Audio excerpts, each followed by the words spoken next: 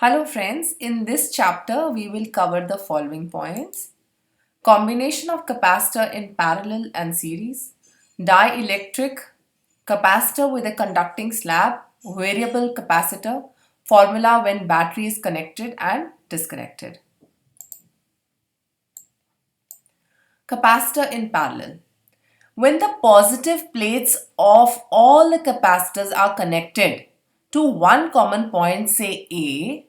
Now let's look at this picture. These are the capacitor 1, capacitor 2, capacitor 3.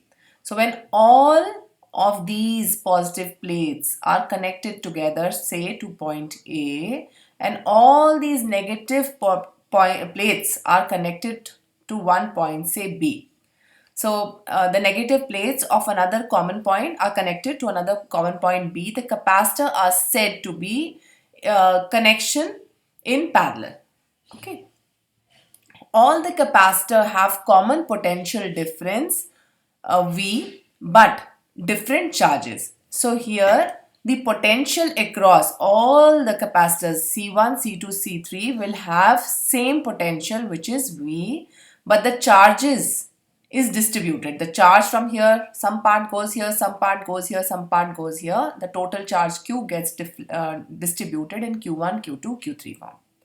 The total charge stored in the combination will be, the formula will be Q is equal to C1, CV. So here it will become which is equal to C1, Q1 equals to C1V, Q2 equals to C2V, and Q3 equals to C3V. Or we can say equivalent capacitance will be C1 plus C2 plus C3 into the common potential V. So equivalent capacitance, what is equivalent capacitance, which is written Cp here? Equivalent capacitance is the value of single capacitor which will store some charge and same energy as stored by the system or the complete combination. So the complete combination, whatever it is going to store, the same charge and same energy is available with this. So Cp is the equivalent capacitance of parallel combination. Then here Cp equals to C1 plus C2 plus C3, and we can further write for parallel combination of n capacitors, we can write Cp is equal to all the way number of capacitors that are connected to, like n numbers, all are added up. Okay. Capacitor in series. When the negative plate of one capacitor is connected to the positive plate of the second, and the negative of the second to the positive of the third. How? This is capacitor 1 C1, capacitor 2 C2 and C3. This is a positive plate and this is a negative plate. The negative plate of C1 is connected to the positive plate of C2. Here again, the negative plate of C2 is connected to the positive plate of C3. So this combination will be called as series. In other words, as shown in the picture, if the charges has to travel from point A to B, then it needs to cross all the three capacitors. Okay, it has to cross all the way through. It has to cross the three capacitors. The potential difference V is applied across the combination, and the potential gets divided. It gets V1, V2, V3. So the potential difference is divided across each capacitor. V is equal to V1 plus V2, V3. In the parallel, we have noticed the potential does not get divided. The charge gets divided. Here the potential is being divided. So each capacitor has same charge Q as given by the battery. So the charge is the same. So V1 will be equal to Q by C1, V2 will be equal to Q by C2, V3 will be equal to Q by C3. So if we put this together, if we combine all this together, we can bring the Q down here. So V will be equal to, we can say 1 by C1 plus C2 plus C3, or we can say in series, we can write the equivalence capacitance for series can be written in this form. As number of the capacitors are connected, 1 by C1, 1 by C2, 1 by C3, 1 by Cn, like that. Okay.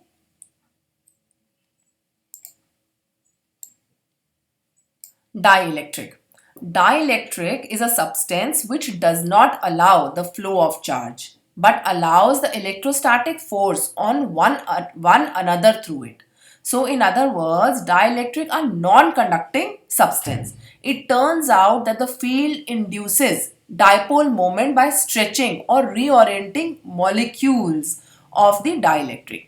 So dielectric are insulators which do not conduct electricity. A dielectric may consist of either a polar or non-polar molecule. So this is an example of non-polar, this is an example of polar.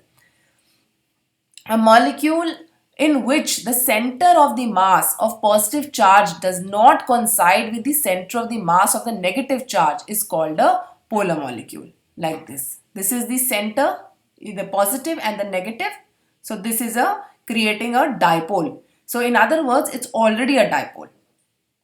A molecule in which the center of the mass of positive charges coincides with the center of the mass of the negative charge is called a non-polar molecule. Example is like O2.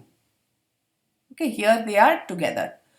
When we place a non-polar dielectric in an external field, suppose this is an external field. Now if we place in this external field this combination here, the centers are overlapping, right? So once we place them together, then what happens? The center of the positive charge are displaced in the direction of the external field, while the center of the negative charge are displaced in the opposite direction. That is, induces a dipole moment in each molecule becomes a dipole. So suppose they were combined together, you can see this blue ring, they were combined together like this. So one part will be pulled from this electric plate and one part will be pulled from this electric plate. As a result, this you can see there is a creation of positive and negative dipole is created in between. There becomes a distance. Eventually both will do the same work, dielectric. Whether when we put one is already, the polar is already a dielectric, and here we are creating and making it a dipole. How? By putting it in, just putting this molecule into an electric field, it will automatically become. Okay. So whenever we add a dielectric medium in a capacitor, the electric field will reduce. How? Now this was the electric field, the positive and the negative of the capacitor. Okay. So here when we place, say, this has already been separated out. Dielectric it has become. It has become a dipole, and the electric field is in, say, this direction. So what happens? This electric field, which is the original, gets subtracted by this, which is the polarized one. This will be called as polarized, and this. So one and one less, so both will be subtracted. So resultant electric will be whatever is remain of these two. Okay. So electric field of a capacitor is termed as original. That is E original. So originally whatever it was, this is E original. This is E original. Okay. And the electric field created by the dielectric medium is denoted by E polarized. What is E polarized? These arrows in the opposite direction. These are E polarized due to this dielectric. So this is E polarized. Okay, the net resultant electric field is E resultant net is equal to E original minus E polarized. It means electric field net is directly proportional to electric field original. So if you see, they are directly proportional. Now we can place a proportionality constant. Proportionality can be equated as resultant K is equal to E original, and we can write K equals to E original by E resultant net, and we have just calculated the formula for E resultant net, that is E original minus E polarized. So we can write E original by E original minus E polarized. This we have replaced by the resultant net here, the formula. This, to simplify it, make it little smaller, we can write E original as E naught, and we can write E original minus E polarized as E naught minus EP.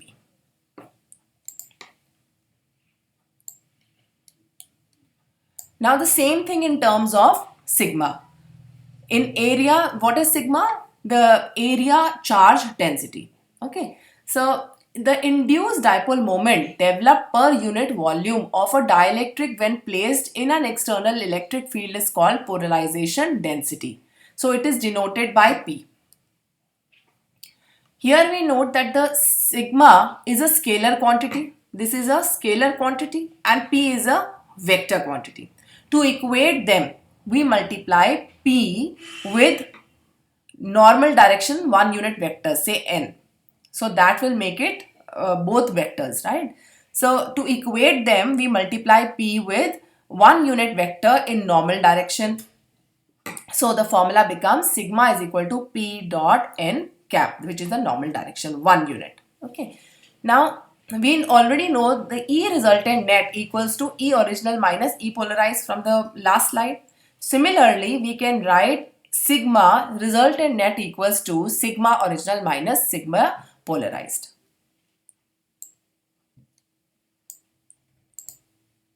Okay. Now for a sheet electric field, we know for a sheet electric field is equal to sigma by epsilon naught. This is known to us. We also have just derived that sigma net.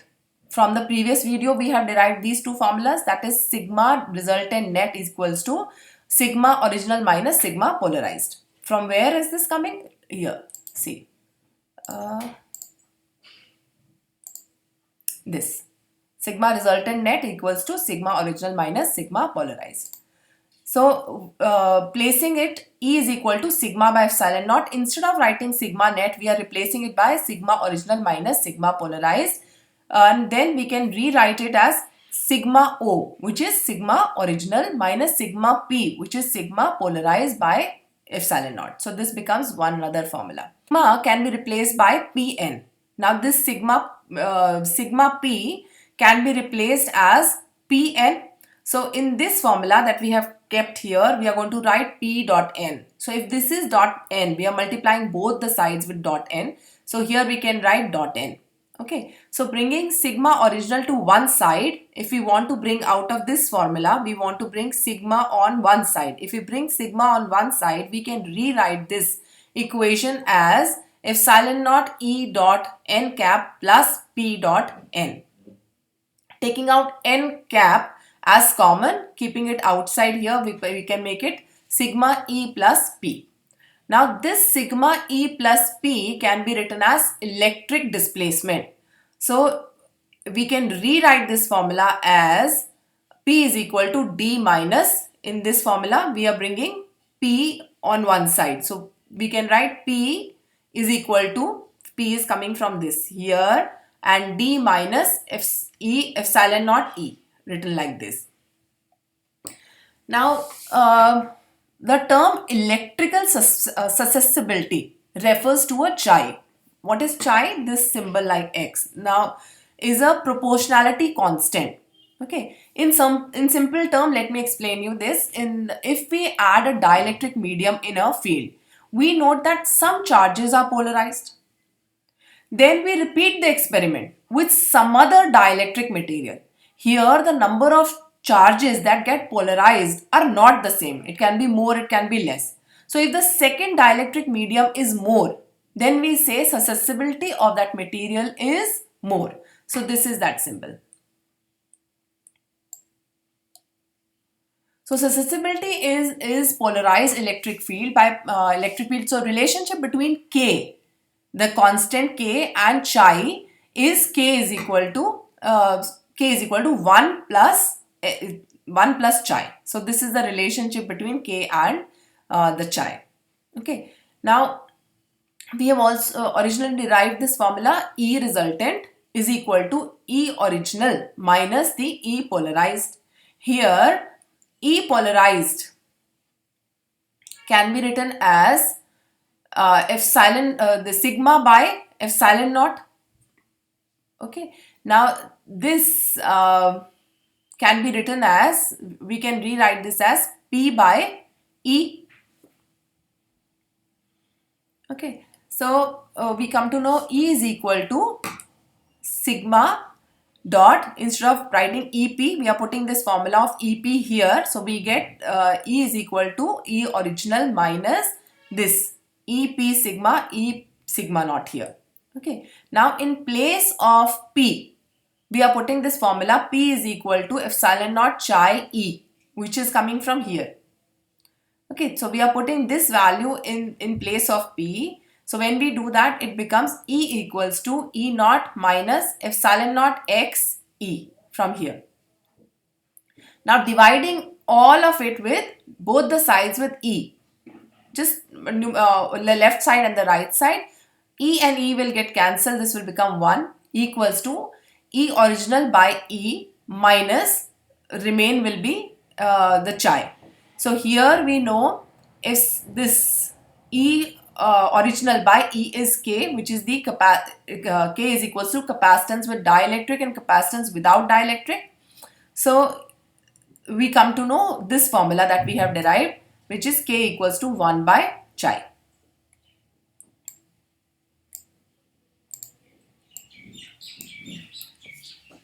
Now in this capacitor, say this is a plate Q, which is the plate positive. This is a capacitor plate, which is the plate negative here.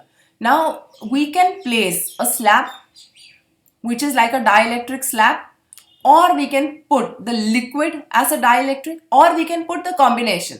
So part of this dielectric here is a slab and part of it has got, say, a liquid inside it. So what happens? So we have got three cases.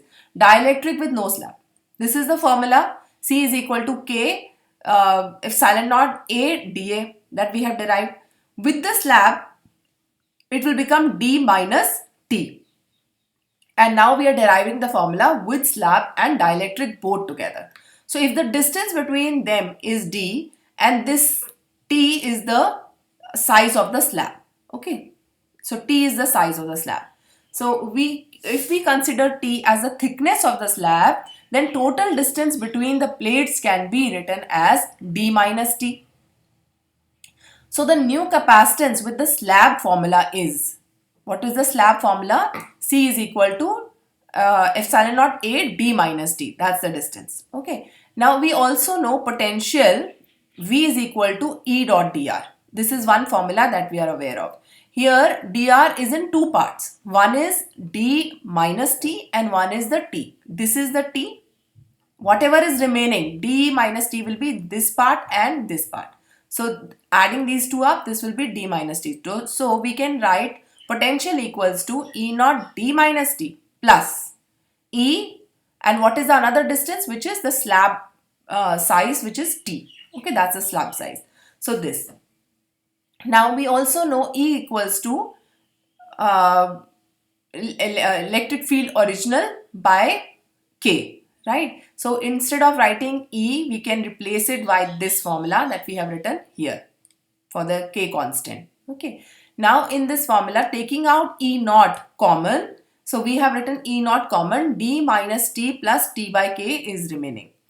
We also know the formula for if E naught is also Q E by A for the area, electric field for the area. So here, this formula when we put here in this, so this becomes the value for V.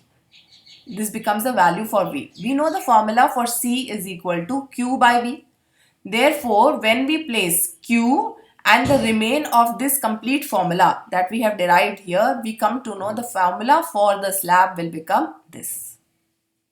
Okay, this is the formula for the slab.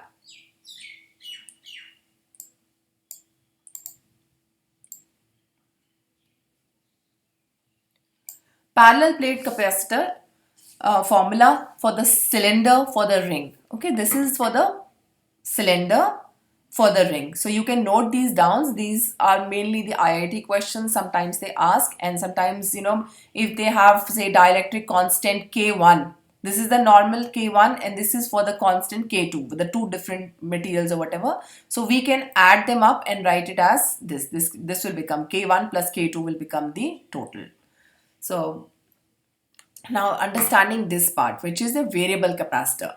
If we want to change the value of a capacitor after it has been made, then we use a variable capacitor. Here we take two semicircle discs, join the disc from point O. If the two plates are exactly parallel, then the electric field is maximum. The capacitance is more, but if we rotate a little, only the common in between gets the electric field, and this makes a variable capacitor. Okay, so let me explain you again. Suppose this is one plate, this is the second plate. So in the normal case, these two are parallel. But if you want to make it variable, so we have to make the only the lines which are passing together in between the two. So those will be the lines. If you want to reduce this line, we can say tilt this a little. So some of the lines will not pass. It will be electric field, some of it will be variable now. So we can make a capacitor which can be a variable capacitor in this form. Here if you see, these plates are semi-disc, and once we rotate them from here, so the electric field in part of it will not be between the two parallel plates, so we can reduce it as we like, the capacitor capacity. Okay, this is the last slide here. Now, effect of dielectric when the battery is kept disconnected from the capacitor, and charge, electric field, potential difference, capacitor and energy stored. What happens to the charge, electric field, potential difference, capacitor and energy stored? Now the charge on the capacitor plates remains Q because the battery has been disconnected here before the insertion of the dielectric state. So Q is equal to Q naught, which is constant. It is the case when the battery is disconnected. Okay. Electric field, when the dielectric stab is inserted between the plates, the induced surface charge on the dielectric reduces the field to a new value given by, this gets reduced, E naught by K. So it becomes decrease. It is decreased here. What happens to the potential difference? The result of in the electric field, in the reduction in the potential difference, okay, that it decreases. The formula is V is equal to dr. Here V naught will become divided by K, so it decreases. Capacitance, as the potential difference decreases, capacitance increases. What happens? Capacitance will increase, and as they are inversely proportional to each other, so C is equal to Q V, or we can say Q is equal to V by K, potential this thing. So K will come up when the K is on the numerator side, K into Q, so it is increasing. What happens to the energy? Here energy decreases. Half U is equal to half CV square. Potential can be written as V naught K. Okay, and to putting the value in half CV square, we get U by K. This we will derive from here. So it is decreasing.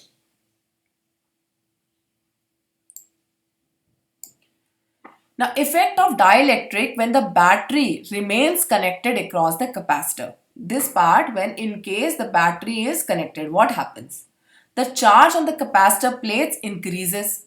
When the charge increases, Q is equal to CV. Here, Q will be equal to KQ. So it is K times more. So it is increased. What happens to the electric field? As the potential difference remains unchanged, so the electric field between the capacitor is unchanged. So there is no change here. E will remain as E naught. So there is no change. Potential difference remains constant as battery is connected across the capacitor. There will be no change as the battery is connected. What happens to the capacitance? Here the capacitance will increase due to battery connection. So this is increasing. What happens to the energy stored? Energy stored in a capacitor increases K times. That is U equals to half CV square, right? Now C can be written as K times C V square because the capacitance has been increased. If the capacitance has been increased, that is from here, capacitance has been increased, then we can rewrite this as U, that is Ku equals to K half C V square. So K being in the numerator, it indicates it is increasing. I hope this capacitance was clear to you. Thank you so much.